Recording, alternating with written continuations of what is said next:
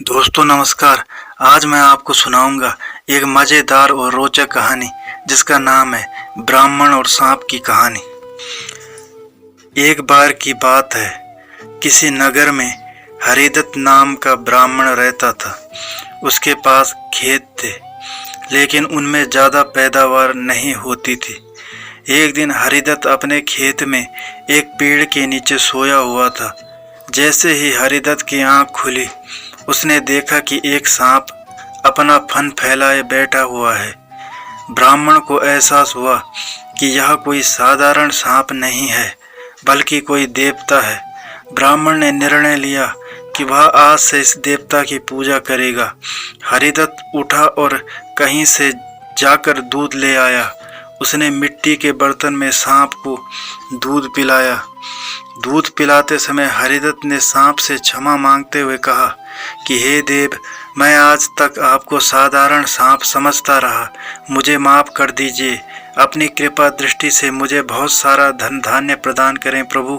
ऐसा कहकर हरिदत्त अपने घर वापस आ गया।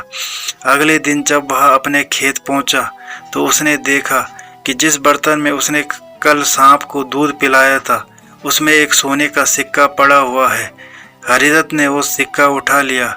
अब हरिदत्त रोज सांप की पूजा करने लगा और सांप रोज उसे एक सोने का सिक्का देने लगा। कुछ दिन बाद हरिदत्त को दूर किसी देश जाना पड़ा, तो उसने अपने बेटे से कहा कि तुम खेत में जाकर सांप देवता को दूध पिला आना।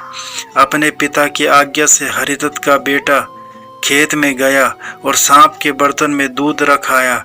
अगली सुबह जब वह सांप को दूध पिलाने गया, तो उसने देखा कि वहाँ सोने का सिक्का रखा हुआ है।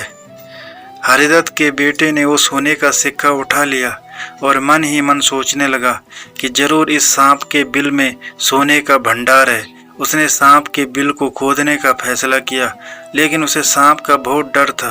हरिदत्त के बेटे ने योजना बनाई कि जैसे ही सांप दूध पीने आएगा, तो वह उसके सिर पर लाठी से वार करेगा, जिससे सांप मर जाएगा। सांप के मरने के बाद मैं तसल्ली से बिल खोदूंगा और उसमें से सोना निकालकर अमीर आदमी बन जाऊंगा।